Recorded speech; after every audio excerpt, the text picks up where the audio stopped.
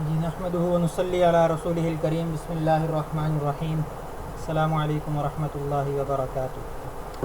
آج کا ہمارا ٹاپک ہے اکنامک سسٹم آف اسلام، اسلام کا معاشی نظام۔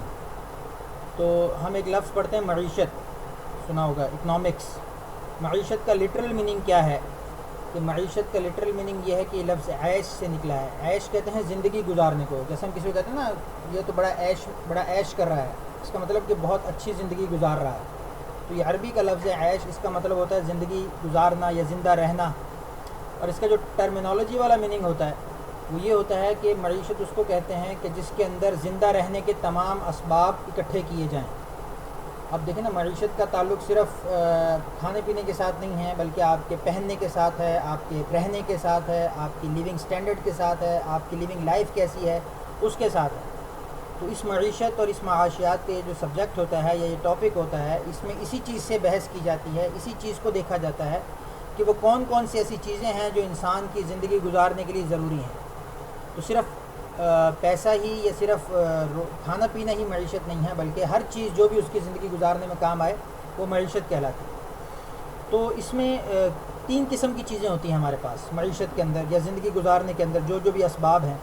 اس میں ایک ہوتی ہے بیسک نیڈز، ایک ہوتی ہے ہمارے پاس کمفرٹس، اور ایک ہوتے ہیں ہمارے پاس لگژریز۔ بیسک نیڈز تو حاصل کرنا ظاہر ہے کہ ہر ایک پر فرض ہے، اپنے لیے بھی، اپنے بیوی بچوں کے لیے بھی، اور ہو سکے تو اپنے ماں باپ کے لیے۔ تو اس میں کے اندر کیا کیا چیزیں آتی ہیں؟ روٹی، کپڑا اور مکان۔ یہ آپ نے بڑے نعرے سنے ہوں گے سیاسی جماعت پر، روٹی، کپڑا اور مکان۔ روٹی سے مراد کھانا پینا، کپڑے سے مراد پہننا، اور مکان سے مراد کے رہنے کی جگہ ہونا۔ یہ تو وہ بنیادی چیزیں ہیں جو ہر ایک کا حق ہیں، ہر ایک کو چاہیے ہی چاہیے۔ وہ جس بھی ریاست سے تعلق رکھتا ہے، جس بھی ملک سے تعلق رکھتا ہے، اس کو یہ چیزیں چاہیے ہر حال میں۔ حکومت کی ذمہ داری ہے، ریاست کی ذمہ داری ہے، ملک کی ذمہ داری ہے کہ وہ ان کو یہ چیزیں پرووائڈ کرے۔ یہ بیسک نیڈز کہلاتی ہیں۔ اقوام متحدہ کے چارٹر جو ہے وہ ہم نے جو ڈسکس کیا تھا، اس کے اندر بھی یہ چیز ہے کہ ہر انسان کو ان چیزوں کا حق حاصل ہے۔ دوسرے نمبر پہ چیز آتی ہیں کمفرٹس، آسائشات جن کو ہم کہتے ہیں، آسانی والی چیزیں کہ جو انسانی زندگی کی مشکلات کو کم کر کے اس میں آسانیاں پیدا کرتے ہیں۔ جیسے آپ پیدل نہیں چل سکتے، آپ گاڑی رکھ لیں، ٹھیک ہے، اور اسی طرح آپ مطلب اے سی لگوا لیں، آپ کا صرف پنکھے میں گزارا نہیں ہوتا، آپ اے سی لگوا لیں۔ اسی طرح جو ہے، لیکن بہت زیادہ نہیں لگوانا، ابھی ہم آسائشات کی بات کریں، لگژریز پہ بعد میں جائیں گے، ٹھیک ہے۔ اسی طرح جو ہے وہ آپ لکڑی کے ساتھ جو ہے وہ چولہا نہیں جلا سکتے، آپ کو گیس چاہیے۔ آپ ہاتھ سے پنکھا نہیں جھل سکتے، آپ کو پنکھا چاہیے۔ تو یہ آپ کی کس میں آ جاتی ہیں؟ کمفرٹس میں آ جاتی ہیں کہ ہم تھوڑی سی اپنی لائف کو کمفرٹیبل کر لیتے ہیں۔ اور تیسرے نمبر پہ کیا چیزیں ہیں؟ لگژریز، تعیشات جن کو کہتے ہیں۔ وہ کیا ہیں کہ جو انسانی زندگی میں، جیسے ہم کہتے ہیں نا کہ بڑا ٹھاٹ باٹ پیدا کریں، ایک تھوڑا سا جو ہے وہ لیونگ سٹینڈرڈ کو اپ کر دیں۔ جیسے آپ کا جو ہے وہ 10 مرلے کے گھر میں گزارا ہو رہا ہے، اس کے باوجود آپ کہتے ہیں کہ نہیں جی ہمیں تو 2 کنال کا گھر چاہیے۔ آپ کا ایک مہران میں گزارا ہو رہا ہے، آپ کہتے ہیں نہیں جی ہمیں تو پراڈو چاہیے، ٹھیک ہے۔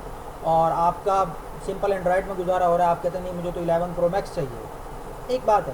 تو یہ تعیشات میں آ جاتا ہے۔ یہ آپ کی بیسک نیڈز تو بہت پیچھے رہ گئیں، آپ کے کمفرٹ سے بھی آگے آپ لگژریز کے اندر جا رہے ہیں۔ تو معیشت جو آپ کی، جہاں بھی ہم معیشت کی بات کرتے ہیں جب بھی، تو اس کے اندر ہم لوگ انہی چیزوں کو دیکھتے ہیں کہ انسان کو کس وقت کس چیز کی ضرورت ہے، اور اس چیز کی ضرورت کو کیسے پورا کیا جا سکتا ہے، چاہے وہ بنیادی ضرورت ہو، بیسک نیڈز ہوں، چاہے وہ آپ کے کمفرٹس ہوں، چاہے وہ آپ کی لگژریز ہوں، ٹھیک ہو گیا۔ اس کے بعد جو اگلی چیز ہے وہ ہم دیکھتے ہیں کہ جب ہم اسلام کے تناظر میں اس کو دیکھیں گے تو اس وقت یہ کیا ہمیں بتاتا ہے۔ تو اسلام ہمیں سب سے جو بنیادی بات بتاتا ہے معاشیات کے حوالے سے، وہ ہے رزق حلال، کہ جب بھی آپ نے ان تمام نیڈز کو پورا کرنا ہے۔ ہم بات کریں اسلامی معاشیات کی کہ اسلامی اکنامک سسٹم کیا ہوتا ہے، تو اس میں بنیادی چیز جو ہے وہ رزق حلال ہے۔ کہ جب بینگ مسلم، ہم ایز اے اسلامک اسٹوڈنٹ ہم جب بات کرتے ہیں معاشیات کی، اکنامکس کی، تو بنیادی چیز ہمارے سامنے رزق حلال ہوتا ہے کہ اللہ تعالیٰ نے انسان کو حلال کمانے کا حکم دیا ہے، حرام سے روکا ہے۔ ایک جگہ پہ فرمایا کہ احل اللہ البیع وحرم الربا، کہ اللہ نے خرید و فروخت کو جائز قرار دیا اور سود کو حرام قرار دیا۔ تو مطلب کہنے کا یہ کہ جو بھی جائز چیزیں ہیں وہ اختیار کریں، جو ناجائز چیزیں ان کو چھوڑیں۔ جو کوئی بھی ایسی چیز جو ناجائز طریقے سے آپ حاصل کر رہے ہیں، اس کا کھانا پینا، پہننا، استعمال کرنا حرام۔ اور جا بجا قرآن حکیم کے اندر اللہ پاک نے رزق حلال کا حکم دیا ہے، محنت کرنے والے کو دوست قرار دیا۔ الکاسب حبیب اللہ، حدیث ہے کہ اپنے ہاتھ سے کمائی کر کے کھانے والا اللہ کا دوست ہے۔ بتائیں اس سے بڑی بات اور کیا ہو سکتی ہے. اسی طرح رزق حلال یعنی کہ ایک ایک لقمہ ایک ایک روپیہ پیسہ آپ نے حلال کرنا. میں اگر یہاں پر آپ کو لیکچر دے رہا ہوں تو میں اپنا وقت اور جو بھی میری کمٹمنٹ ہے اس ادارے کے ساتھ وہ جب تک میں پوری نہیں کروں گا, اگر میں اس کے اندر کوئی اونچ نیچ کروں گا تو ظاہر ہے کہ میں اس کا ذمہ دار ہوں. اس کی طرف سے جو بھی مجھے ملے گا تو میں اس کو حلال کر رہا ہوں کہ نہیں کر رہا ہوں یہ میں نے دیکھنا ہے. ایون یہ کہ آپ لوگ جو لیکچر سن رہے ہیں, آپ لوگ جو یہاں بیٹھے ہیں, آپ لوگوں کے لیے بھی یہ ہے کہ آپ لوگ اپنے ماں باپ کا پیسہ حلال کر رہے ہیں کہ نہیں کر رہے. ٹھیک ہے, تو ہر بندے کو اپنی اپنی جگہ پہ یہ چیز دیکھنی ہے کہ وہ اپنے پیسے کو, اپنی معیشت کو حلال کر رہا ہے کہ نہیں کر رہا. تو بینگ مسلم ہمارا یہ فرسٹ پریورٹی ہونی چاہیے کہ ہم اپنی چیزوں کو حلال کر کے. اب اس کے حلال قرآن حکیم کی روشنی میں اللہ نے فرمایا یا ایھا الناس کلوا مما فی الارض حلالا طیبا, کہ جو کچھ بھی تمہیں زمین میں سے ملے تم اس کو کھاؤ لیکن وہ حلال اور پاک ہو. ایک تو حلال ہو یعنی کہ اس کا کھانا تمہارے لیے حلال ہو, طیباً دوسری چیز وہ پاک ہو, ناپاک چیز کوئی نہ ہو, صاف ستھری ہو. تو جتنی بھی حلال چیزیں ہمیں نظر آتی ہیں ان میں پہلی چیز دیکھ لیجیے کہ وہ پاک ہوں گی, اس کے بعد وہ حلال قرار دی. کوئی بھی ایسی ناپاک چیز جس سے آپ کو کراہت آئے, جس کو دیکھ کر آپ کا دل ہی نہ کرے اس کو کھانے کو, اللہ نے اس کو حلال بھی قرار نہیں دی. ٹھیک ہے نا.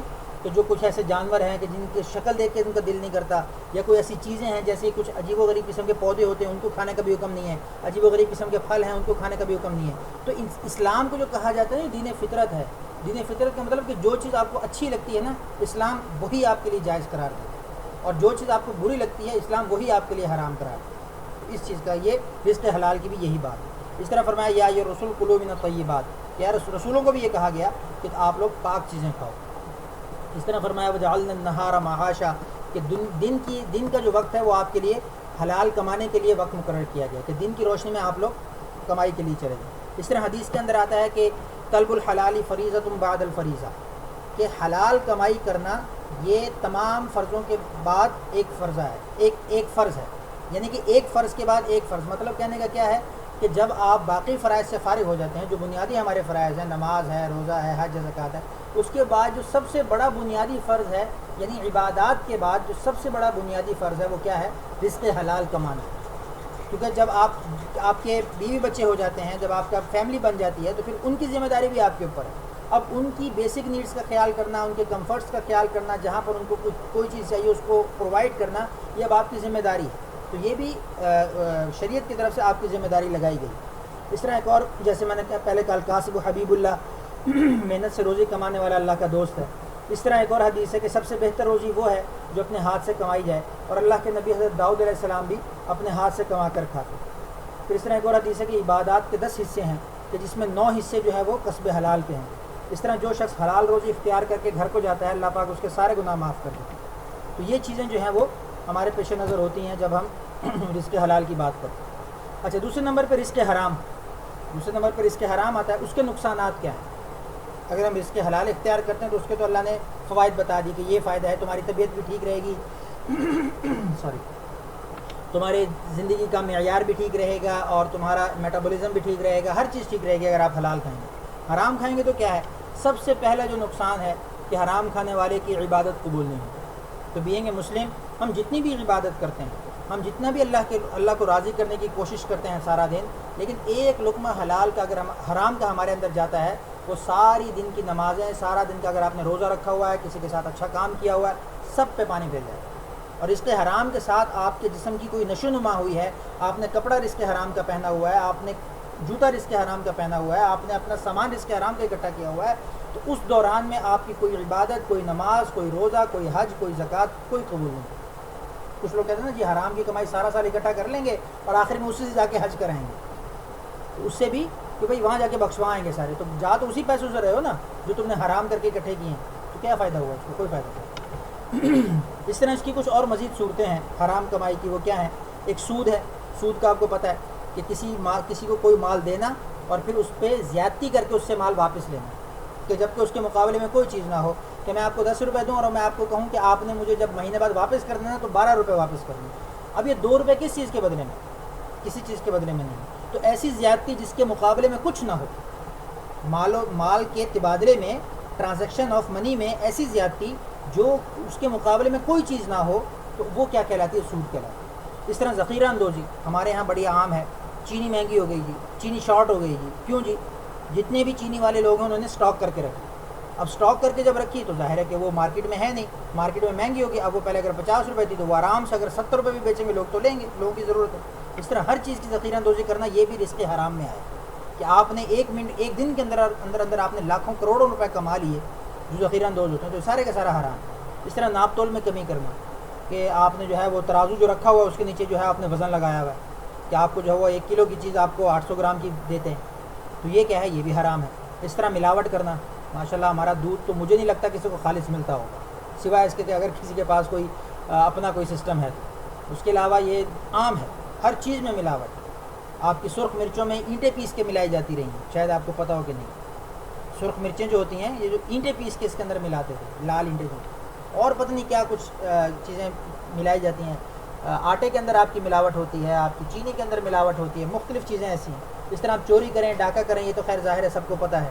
رشوت لیتے ہیں, رشوت لینا یہ بھی ظاہر ہے کہ کیا ہے, گناہ کا کام ہے, رزق حرام ہے. آپ جب بھی اس کو کمائیں گے, آپ جب بھی اس کے جو ہے وہ لیں گے یا دیں گے, دونوں صورتوں میں حرام ہے.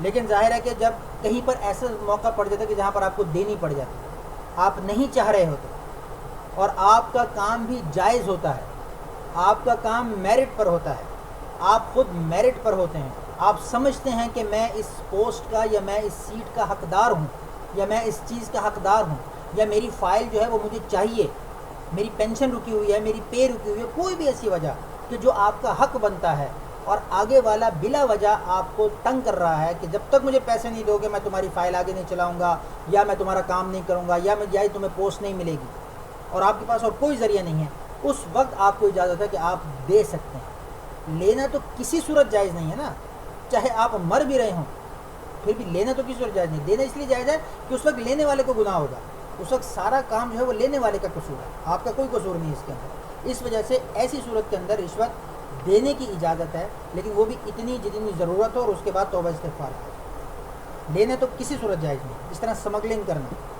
آپ کے ملک کا ایک قانون ہے کہ بارڈر پار سے جو بھی چیز آئے گی اس پہ ڈیوٹی آپ نے دینی ہے, یہ طے ہے نا, جتنے بھی % ڈیوٹی وہ آپ دیں گے تو پھر وہ چیز آ سکتی ہے. اب اسمگلر کیا کرتے ہیں, چور رستوں سے لے آتے ہیں, آپ کے ادھر بارڈرز پہ چلے جائیں, ایران بارڈرز پہ چلے جائیں, ادھر سے سرحد کے بارڈر پہ چلے جائیں, تو آپ وہاں سے چیزیں مل جاتی ہیں, بہت سستی مل جاتی ہیں. وہ یہ کہ ان کی بھی ڈیوٹی نہیں ہوتی. اب یہ بھی ملکی قانون کی خلاف ورزی کرنا, اس طریقے سے جو بھی پیسہ کمایا جائے گا کیا ہوگا, حرام. اس طرح منشیات فروشی سب کو پتہ ہے حرام ہے. گداگری سمجھتے ہیں, بھیک مانگنا. اب ایک انسان ہٹا کٹا آپ کو جگہ جگہ ملیں گے, کہیں اشارے پہ رک جائے پورے ایک فوج آتی ہے. آپ بازاروں میں چلے جائیں تو ایک کو آپ دیں گے تو ماشاءاللہ پیچھے پوری ٹرین آئے گی آپ کے پاس. اس کو پتہ ہے, وہ پورے ان کے ایک نیٹ ورک ہوتا ہے, وہ اس کو بتا دیتا ہے کہ بھائی بندہ مل گیا, گھیر لیا میں نے, تم پہنچو اپنا حصہ لے آؤ جا کے. تو ایک پوری ایک چین ہے ان کی. تو ایسے لوگوں کو تو میں آپ کو بار بار کہتا ہوں, ہرگز مت دیں, ہرگز مت دیں, جتنا بھی ترس آیا آپ, کیونکہ ان کا آپ کو نہیں پتہ کہ یہ پورا ان کے پیچھے ایک نیٹ ورک ہوتا ہے اور یہ اسی کے مطابق چلتے ہیں. حقیقت میں قصور ان کا بھی نہیں ہوتا, یہ استعمال ہو رہے ہوتے ہیں, ان کے پیچھے چلانے والے اور لوگ ہوتے ہیں. تو بہرحال آپ نے دینا ہی ہے, میں دینے سے منع نہیں کر رہا, اسلام تو دینے کا مذہب ہے, اسلام تو بانٹنے کا مذہب ہے, لیکن کس کو, حقدار کو, کس کو, مستحق کو, کس کو, ضرورت مند کو. آپ ضرورت مند کو تلاش کریں. جو سفید پوش لوگ ہیں گھروں میں بیٹھے نہیں مانگ سکتے, آپ ان کو تلاش کر کے ان کو جتنی آپ کی استعداد ہے.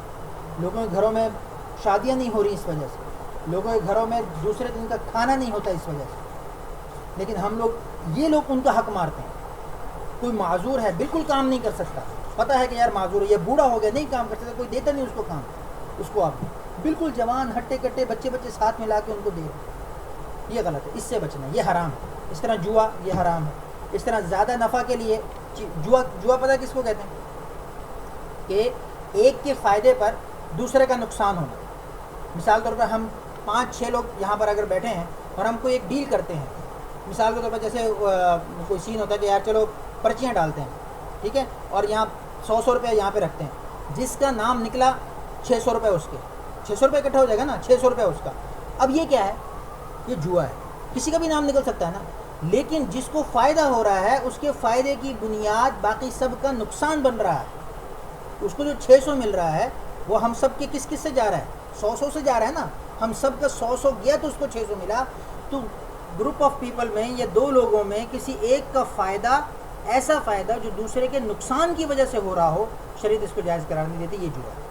اب یہ جس چیز میں بھی پایا جائے گا، اب کمیٹی میں یہ ایسا نہیں ہے، تو لوگ کہتے ہیں یار کمیٹی بھی تو ایسی ہے، لیکن کمیٹی میں سب کو ملتا ہے۔ میں نے اگر پورے ایک سال کی کمیٹی ڈالی اور میں نے ہر مہینے 1000 روپیہ دیا ہے تو سال کے اینڈ پہ مجھے 12,000 ضرور ملے گا، ایسی ہے نا؟ تو کمیٹی میں ایسا نہیں ہے، لیکن جہاں پر بھی اس کے علاوہ کمیٹیوں میں بھی بہت سی صورتیں ایسی نکل آئی ہیں کہ جو ہے قرآن اندازی کریں گے، جس کا نکلا اس کو ایک موٹر سائیکل بھی دیں گے۔ اب یہ موٹر سائیکل کیا ہے؟ یہ آپ لوگوں کے پیسوں سے ہی لی گئی چیزیں، تو اس میں دیکھنا پڑے گا کہ وہ کس طریقے سے کام کر کے آپ کو بینیفٹ دے رہے ہیں۔ اس بینیفٹ میں اگر باقی کسی کا نقصان ہو رہا ہے تو وہ جوا ہو گیا، تو اس لیے اس اعتبار سے جوا بھی حرام ہے۔ زیادہ نفع کے لیے چیزوں کے معیار گرا دینا۔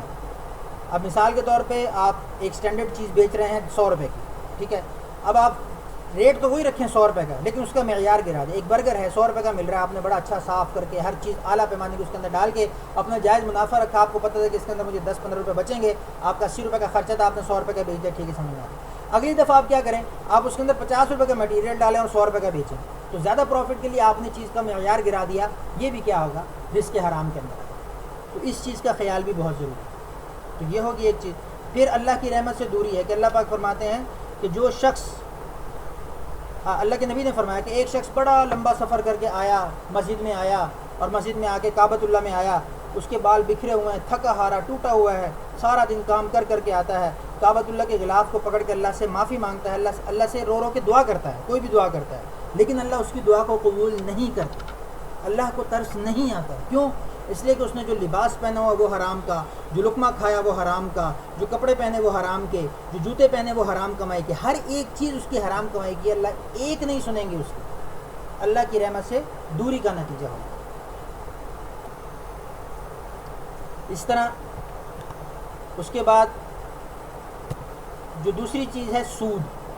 اب سود کو میں تھوڑا سا ڈیفائن کروں کیونکہ سود ہمارے معاشرے کے اندر بہت بڑھتا جا رہا ہے۔ سود کی ڈیفینیشن یہ ہے کہ لغوی معنی اس کا ہوتا ہے زیادتی، جو اس کا لٹرل میننگ ہے سود کا وہ ہوتا ہے زیادتی، کسی بھی چیز کو زیادہ کر کے دینا، جیسے میں نے ابھی اس کی مثال دی ہے آپ کو، ٹھیک ہے۔ اور اصطلاح میں ٹرم میننگ بھی میں نے آپ کو بتائی کہ ایسی بڑھوتری کو کہتے ہیں، ایسی زیادتی کو کہتے ہیں کہ جس کے معاوضے میں، جس کے مقابلے میں کوئی چیز نہ ہو، کہ میں 10 روپے آپ کو دے رہا ہوں اور آپ سے کہہ رہا ہوں کہ آپ نے مجھے 12 روپے واپس کرنے ہیں، تو جو اوپر والے 2 روپے ہیں ان کے مقابلے میں کوئی چیز موجود نہیں ہے، اس وجہ سے اس کو سود کہا جائے گا، یہ حرام ہے۔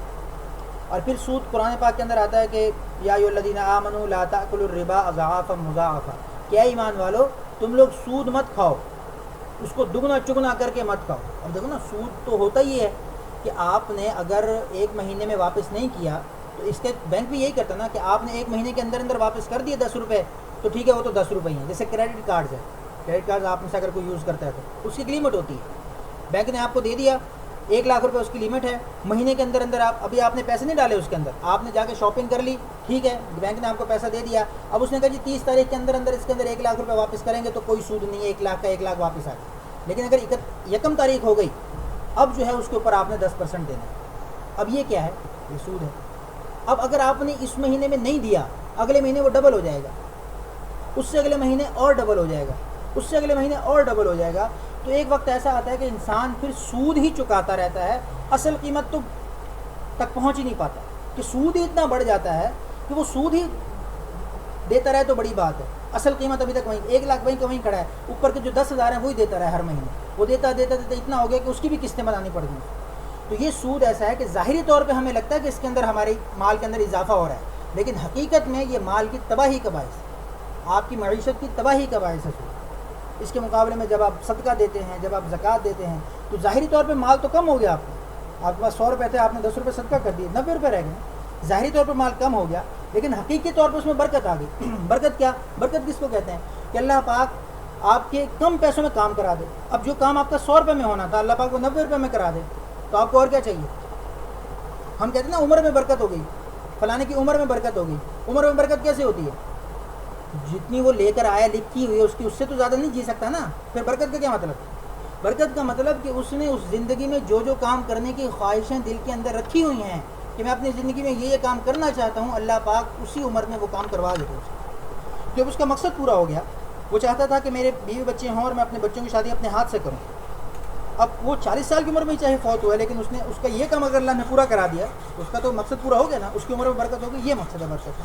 اور یہی مقصد ہے برکت کا مال کے اندر، ہم کہتے ہیں نا مال کے اندر برکت مانگنی چاہیے، کثرت نہیں. برکت کا تعلق کثرت کے ساتھ نہیں ہوتا، یہ بات یاد رکھیے گا. آپ کو لگے کہ میرے پاس بہت ساری چیزیں ہیں، اس کو برکت کہتے ہیں؟ نہیں، کہ بہت ساری چیزیں ایسے چلی جائیں گی تو برکت تو نہیں ہے، لیکن تھوڑی چیز ہے لیکن اس میں برکت ہے. اس کی وجہ یہ کہ برکت کا تعلق ایک تو یہ کہ سکون ہے، آپ کو ٹینشن کوئی نہیں. دوسرا یہ کہ آپ کی پورے دن کا جو خرچہ ہے وہ اگر 100 روپیہ ہے تو اللہ پاک اسی 100 روپے کے اندر آپ کا پورا کرا دیں، اور کسی کا 1000 کے اندر بھی پورا نہ ہو تو اس کا مطلب برکت آپ کے پاس ہے. اس کے بعد کثرت تو ہے، 1000 روپیہ تو ہے لیکن برکت نہیں. تو اللہ سے برکت مانگنی چاہیے، کثرت نہیں. کثرت کا تو سوال ہو جائے گا، کثرت کی ٹینشن زیادہ ہوگی، کثرت کی زیادہ چیزوں کی زیادہ ٹینشن ہے، برکت کی وجہ سے ٹینشن ختم ہو جائے گی. تو اللہ سے برکت مانگے ہمیشہ اپنے کاموں کے لیے. اسی طرح قرآن پاک کے اندر اللہ نے اور فرمایا یمحق اللہ الربا ویربی الصدقات، اللہ تعالیٰ سود کو مٹاتا ہے، خیرات کو بڑھاتا ہے.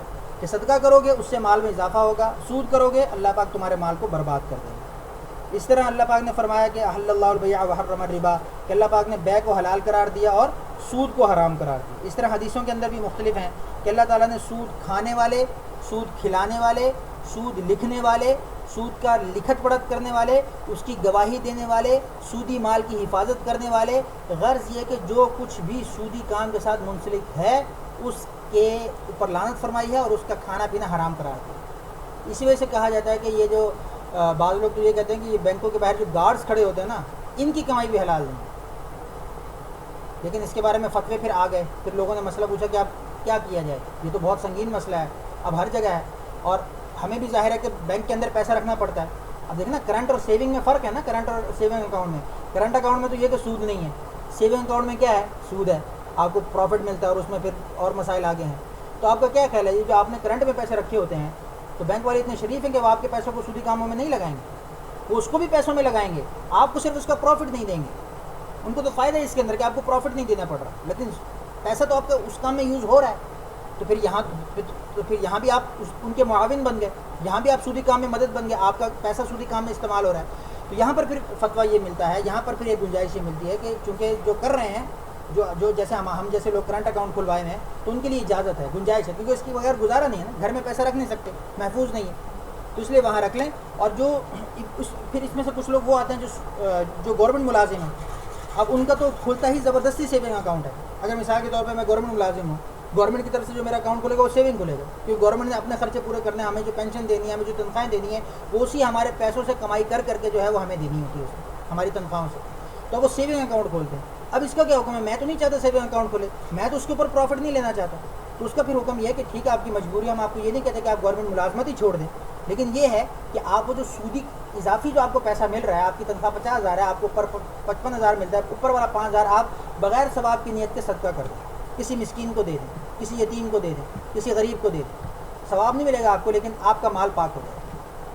تو یہ چیزیں پھر آگے فتوے کے درجے میں آتی ہیں، ورنہ حقیقت میں تو سود اتنا سنگین جرم ہے کہ جہاں اگر اس کا کوئی آلٹرنیٹ نہیں تو پھر یہ ہر چیز حرام ہے. اس طرح اللہ نے فرمایا کہ جس قوم میں سود پھیل جاتا ہے، اللہ کے نبی نے فرمایا کہ اس قوم میں پھر قحط سالی پڑ جاتی ہے. قحط سمجھتے ہیں نا، کھانے پینے کی چیزوں کا کال پڑ جاتا ہے، کھانے پینے کی چیزیں نہیں ملتی. تو اور فرمایا تو یہ تو اس کے تو اتنا شدید ہے کہ کوئی نعوذ باللہ اپنی ماں سے غلط کام کرے.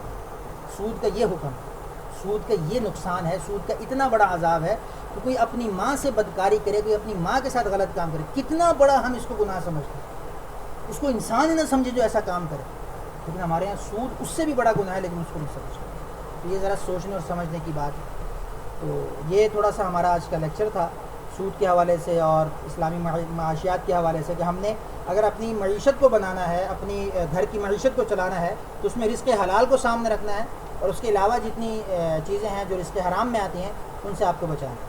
تو امید ہے آپ کو آج کا لیکچر سمجھ میں آیا ہوگا. جو چیز سمجھ میں نہ آئے تو پھر آپ سوال کر سکتے ہیں. جزاک اللہ.